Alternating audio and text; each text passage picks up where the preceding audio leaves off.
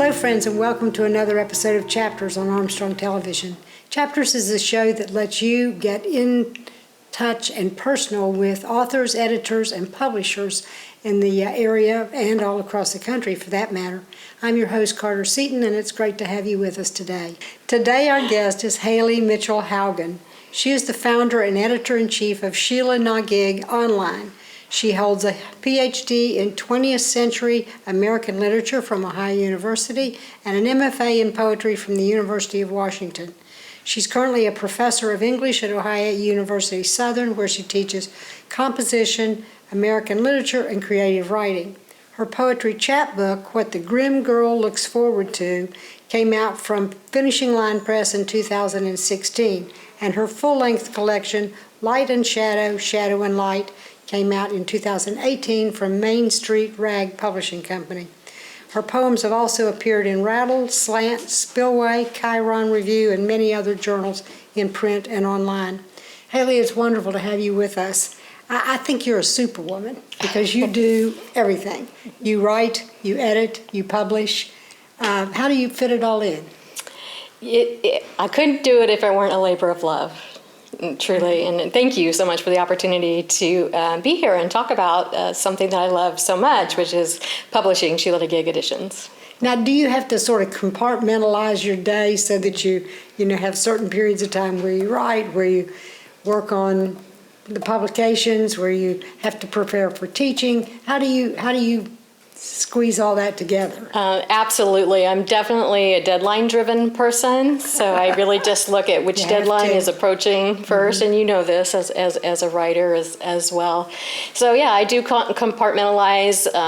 If I'm putting an issue up on Sheila-Na-Gig Online, that's very driven by the deadlines when things are submitted and the time it takes to read the submissions and put them up online. With the books, I have a little bit more leeway of spreading things out and can kind of hit key points and along the way. And the teaching, just I'm getting ready to start a new semester on Monday, so it really is just working on what's on the table at So that does that moment. have to take priority for a while till you get sort of settled into classes? Generally, the teaching always takes first priority because I have students I'm in care of, but I spend a lot of my free time working on my own writing. Generally takes a backseat sometimes, but I do find that working with the issue online and the books that I'm printing, they just work to inspire my own work. So when I do have time to write, I'm ready. I've been inspired. I have had other all those voices that I can fall back on. Tell me a little bit about how you chose the name of the online publication. Okay. Well, actually, it's both. You do both. Mm-hmm. The story actually goes back to 1990 when I was finishing my undergraduate degree in California and wanted to start a literary journal. And I started Sheila-Na-Gig as a print journal at that time. And the name echoes back to a Druid era figure that was carved into the churches. It's a very graphic female figure, and it's called a Sheila-Na-Gig. And there's debate on what it actually is, but many people look at it as a fertility goddess. And I just happened to stumble across the image and the term and loved it, and that's how it all began in the 1990s.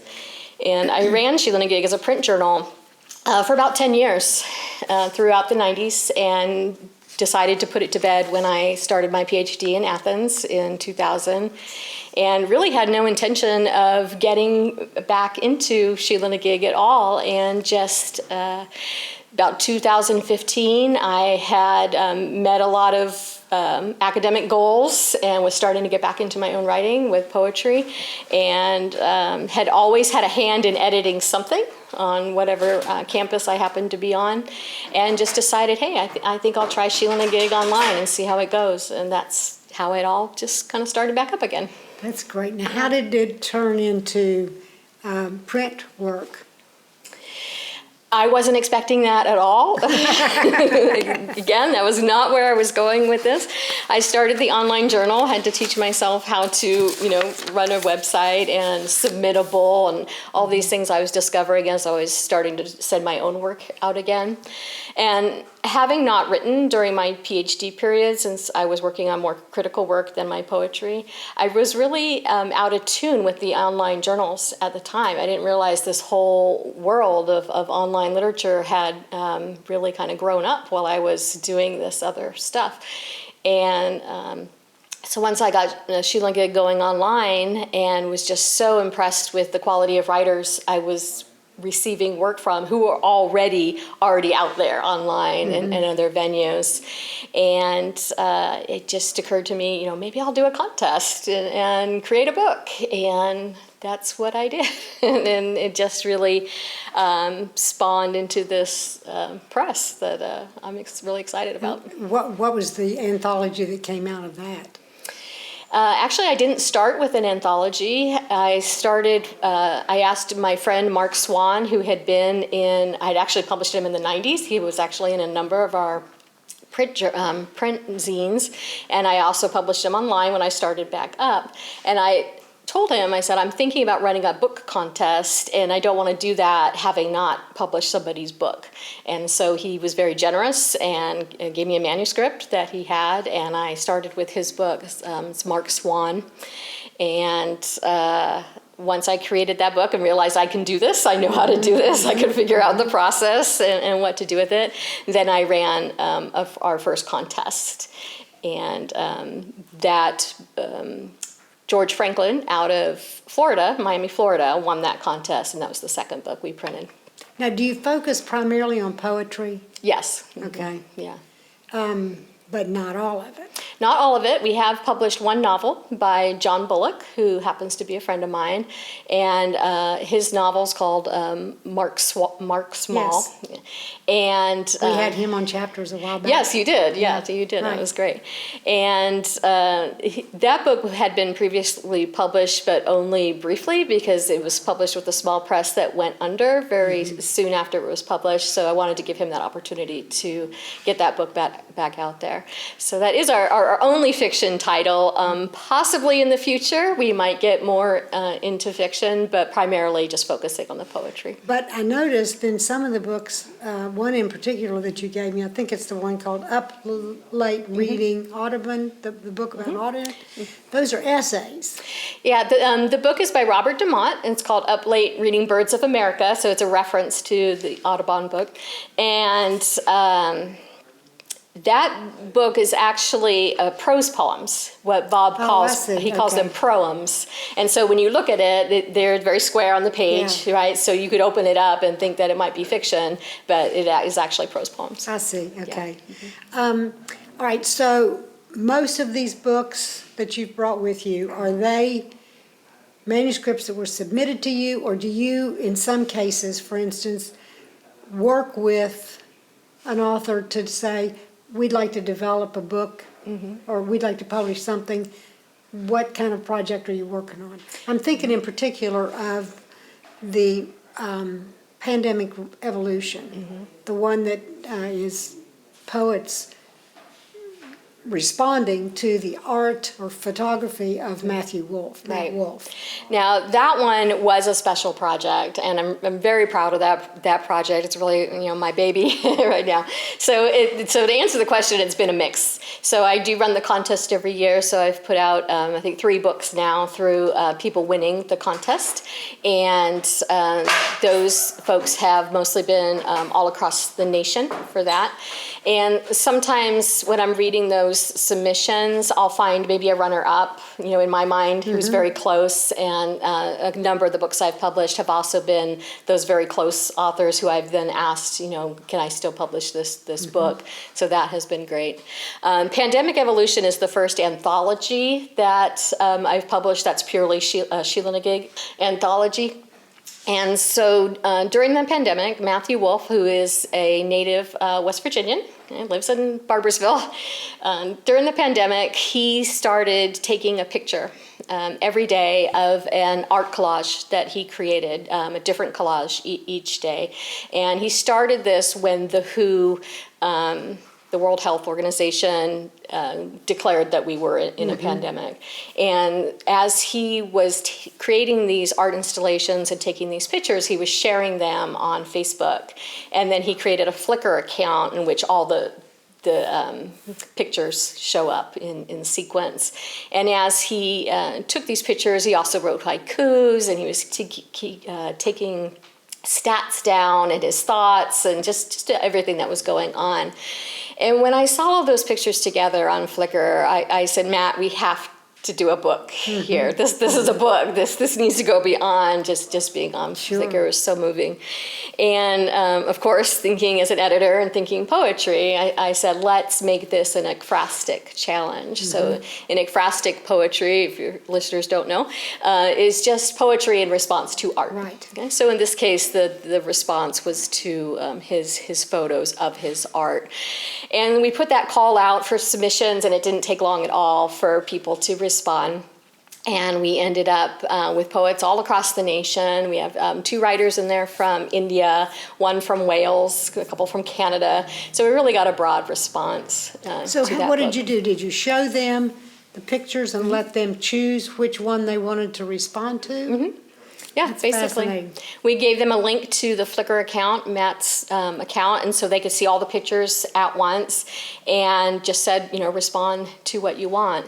And there's some of the poems in the book, there might be 3 or 4 poem responses to a single picture, right? So there were certainly some pictures that moved people in different ways and had more response. And so we didn't just say, well, just 1 per picture. We took really the best poems that represented all of the work. So there's some photos in there that don't have poems that go with them, and then there's others that have multiple poems. That's great. Yeah. How's it doing, the book? I haven't kept a really good track of it, but it's out there. It's available on Amazon. It's available on our site, on Sheila-Na-Gig online, and we'll be having a reading soon. I haven't had a chance to gather the authors together for a Zoom reading. Oh, that's good. And that's one thing that the pandemic really opened up to us as poets, which we should have been thinking about all along, right? As writers, is that opportunity to all gather and celebrate these works, which I now do with all of the books that we put out. Right. But one of the things that is really touching about this book is there's a lot of COVID poems in there. There are a lot of pandemic poems. And then there's just a lot of poems just about loss and resilience and, that bouncing back. And some of the authors would look at a piece of Matt's work and build an entire poem just around that piece, and all of the artwork, would feature, very strongly in the poems. And then there's other poems that might just respond to a single thing in the artwork. His artwork is very collage-like. Yes. It has lots of different things going on. There might be poems where someone just responds to one little toy truck and remembers, a truck from childhood or something. So it's just a really great wide response. We didn't really put any kind of subject matter restrictions on it. It's like, here's these photos, do what you will with them. The one about the Audubon book, that's also ekphrastic. Would you agree? To some extent, yeah. He's responding to the pictures in the Audubon bird book. Yeah, you definitely see that influence of how important that book was to Bob DeMont as he's writing the poems. There's a lot of birds, obviously, also throughout the poems as well. And those poems, are nostalgic and also about loss and seasonal depressive disorders in there. There's a lot of darkness and light. Was that a manuscript that was submitted to you? Bob DeMont was actually my thesis advisor at Ohio University, so that's how I know him. I've known him for about 20 years or so now, and he actually approached me and said, I have this manuscript and I'm wondering if you're interested in it, and how do you say no to your thesis advisor? Unfortunately, when I read the manuscript, the poems were great, so I didn't have to say no. How many books a year do you publish? Roughly? The most we've done a year, I think, is about 4 or 5. So we're not really cranking them Right. out, and that was, a pretty busy year where some of the titles And then backed how up on many each other. manuscripts do you get that result in that eventually? Yeah. Well, let's see. So with the contest, that's one manuscript guaranteed each year that I publish. And then I usually find maybe one or two others in additional to that. I work very closely with the authors, and it's really just me doing all the work. So I don't want to have a backlog. Yeah. And so I don't have an open submission period right now. It's either the contest or I've invited you, or maybe you've queried. But the queries that I get are generally from people I've already published in Sheila-Na-Gig online. So it's pretty, I've had to keep it kind of tight, close knit, and Right. really Right. do my own kind of canvassing of writers. When people do write in with queries, I might say, well, you need to query me in the spring because I know my deck is full right now. So I'm trying not to get overloaded with too many. Does your contest each year have a specific theme? Actually, no. It's was just a manuscript contest. I have changed it recently, so now it's a chapbook contest. So it's a little smaller manuscript. Instead of being like 60 to 90 pages, now it's 20 to 40 pages.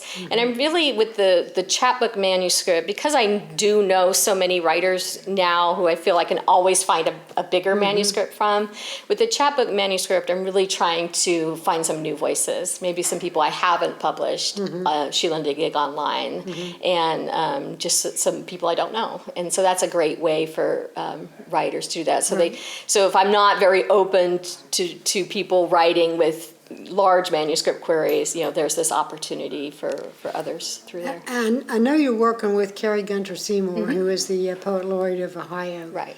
On some projects. What are you doing with her now? I know you've got her book, A Place So Deep Inside Appalachia It Can't Be Seen, or America. But what's the new project?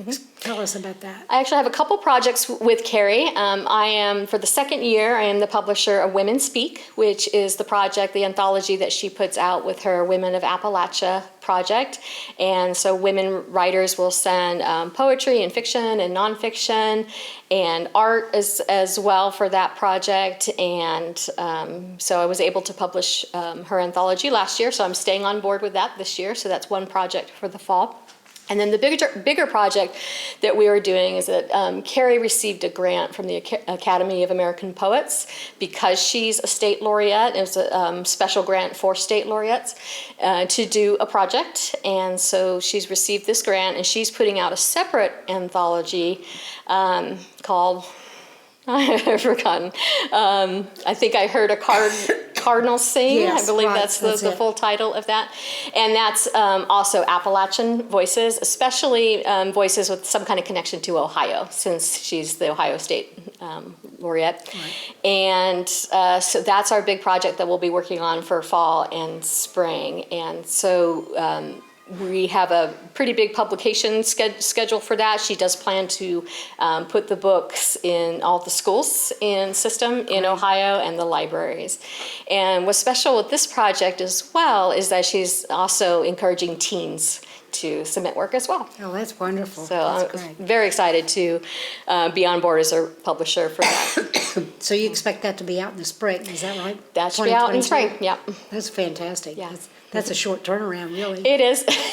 And I'm actually one of the jurors for that as well, with poet David Prather out of Parkersburg, West Virginia. We're both jurying the assignment. So that deadline's coming up pretty soon for that. We'll be doing that reading and getting that one going. That's good. So That's my, wonderful. in terms of Sheila-Na-Gig, I've kind of cleared the decks for the fall because we're working on Women Speak and then this other Cardinal Sing project. So it's Okay, with Sheila-Na-Gig, how do you do that? Is it like every month or every some short period of time there's new pieces that appear on there?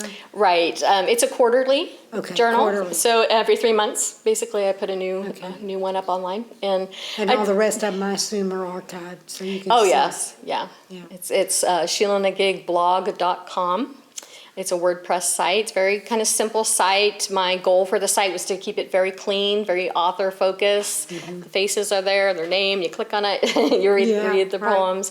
And I tried to keep it, my goal is always to keep it about 35 poems or poets per issue, and my next issue coming out September 1st has like 55 poets in it, because I have a hard time saying no, but I have to, because it's a lot of, it's more work than it looks like. Tell us about some of the other books. You've got a collection by Jane Ann Fuller. Yeah, the collections I brought with me today are all Appalachian focused. And when I started publishing the books for Sheila-Na-Gig, I didn't set out to specifically focus on our region. But of course, being a publisher here and through Sheila-Na-Gig Online, I've met so many wonderful writers in Ohio, West Virginia, Kentucky. They're out there. I could just do this forever and just publish Appalachian writers if I wanted to. And Jane Ann Fuller, she lives in Athens, Ohio. And this is the most recent book that I've published. It's called Half-Life. And this is one of those collections that was one of those runner-ups from one of the contests. And I wrote to her, I said, I really want to publish this. And she thought about it for a little while and then came back to me. She's like, yeah, let's do it. And this is, the theme of this piece is her husband's suicide. Oh, wow. And so that's a theme that runs throughout the book, and she weaves in mythology in that, and art, and a number of Icarus kind of poems in there. It's very moving. It's a difficult, heavy collection, and a lot of what I publish does tend to push those boundaries, I think, sometimes, willing to go to some of those darker places. Yeah, you've talked a couple of different times about loss. Yeah. So that seems to be something that poetry seems to evoke, a way for people to express their emotions. Yeah. Yeah. So it's a heavy book to read, but it's also life affirming as well. The other one that I liked very much is the one called Imagine a Town. Some of those poems reminded me of growing up in the 40s and 50s, and when the life was so much simpler than it is today. Right. Kids played outside instead of doing this all day. Tell me a little bit about how you got to that one. Okay. That's by Barbara Sable, and she lives in Akron, Ohio. And she actually won my second contest, so our second time out. I did not know her work before then. She did not appear in Sheila-Na-Gig Online. And that title just really drew me in. She writes about that industrial North, and again, lots of nostalgia and memories, and mill workers and rivers and quarries. And it's just, the language is very rich, and the imagery is just amazing. And even for someone who knows nothing about the industrial North at all, just really told a wonderful story there. And Barbara has gone on, she's actually been helping me as a reader for Sheila-Na-Gig Online as well. So, when I meet these amazing writers, and they're willing to kind of give back their time as well, it's super. It is great. Tell me, what do you think about publishing in general? Do you think, we went through a period where they swore that everything was going to be on Kindle and print books were going to die. Well, obviously that didn't happen, and independent bookstores have grown back up, and now we have bookshop.org, which allows you to buy online, but it supports an independent bookstore. But how do you see the balance between online publishing like Sheila-Na-Gig and the books? Which do you find your readership, if you will, goes towards? Or is it both? Do they do both? I think the online version, Sheila-Na-Gig Online, has an opportunity of reaching a broader readership, right? Because you can reach so many people that much quicker, and even if they're just reading that one person's page, it's just more immediate. And I do like that, and I know that I could not sustain a quarterly print journal, for the costs of it. But I'm also not surprised that I ended up printing these books, because there's that love for the the printed book, right, as right. well. And so I think it was a natural progression. So here are these writers, but I think we'll always have books as well. And for the first couple of books that I printed, I actually did create Kindle Editions as well, and nobody bought them. You know, that's interesting. I find myself sometimes ordering books on my Kindle, and I end up inevitably reading the print version of a book that I've already got before I finish the one that's on the Kindle. Yeah. So obviously I like the, I think there's something about poets too, and people who read poetry. It's just, I don't know. Whenever I read poetry, it's in book form. So so I don't think print is going away, but I'm glad to have embraced the online version as well. And even with the print books, I'm not doing traditional publishing. I am doing print-on-demand publishing, which makes a little bit more accessible to small presses, that don't have $1 million budgets. That's made a big difference in the publishing industry for everybody, I think. Yeah. For people to be able to, sustain a print publications house, and not have to worry about, thousands of books in their storage unit, so to speak. One thing I'm doing that's new this year, depending on how the pandemic goes, is I'll be taking the books to book fairs for the first time this year, and so I have just enough stock at home, right, to be able to take to some of those book fairs. So I'm excited to be able to get out there. Oh yeah, with that's those. good. I've found over the years that's the very best way to sell is right face to face. People want to see, want to see you. That's great. So what about your own writing? When do you expect to have something else out? I have a small collection right now, a chapbook called The Blue Wife Poems. It's about my experience with depression and also a historical look at women with depression. And so that's making the rounds right now, and I'm still kind of adding to it as well and tinkering with the poems. And so maybe in the next year or so, that might find a home. So you do not publish your own work. You send it out to somebody else. I do. I've gone back and forth on that. But I think the ego is winning, right? That we like to, as writers, we like to be validated, right, by those publishers. So if worst comes to worst, I might eventually let it out there. But I'm hoping someone sees the worth in it. Yeah. Did you bring any other books that we haven't mentioned? No, I think you've actually covered all of them. Again, I just brought the Appalachian. Oh, I haven't seen the women's title. Yeah, this is last year's Women Speak from the Women of Appalachia project, and that's a great anthology if your readers are looking for work by women, especially Appalachian women all across the Appalachian region. It's just, you really can't get a better anthology than that. Right? Right. Tell us your website address so that people can follow both the Sheila-Na-Gig online and know where to get your books. Okay. www.SheilaNaGigblog.com. Okay. And again, it's a WordPress site, and when you land on the site, you always see the current issue, and then there are links there for submission if people are interested in submitting work, and also there's links that take you right to the books to purchase the books. Thank you so much for being with us today, Hayley. It's been great. I hope our audience now has a better understanding of what it takes to get books to you and how you can both read them in print and online. And we also want to give a shout out to independent bookstores because they are the heart of our communities. And if you are an online shopper, use bookshop.org, and that will funnel some part of the money to the local bookstore in your area. So we appreciate that when you do that. This is Carter Seaton, your host, reminding you that there's an archive of chapters, interviews on our Facebook page. Be sure to look at that, sign up, and see what else we've been talking about. And we hope to see you again at the next time. Thank you so much. Have a good day. Bye. Connect with Chapters through email. Write to lp4@zoominternet.net. Chapters has a Facebook page at Armstrong Chapters. Like, subscribe, share, and comment. All Chapters episodes are available on YouTube. Visit the Armstrong Neighborhood channel on YouTube and look for a playlist of all the Chapters programs.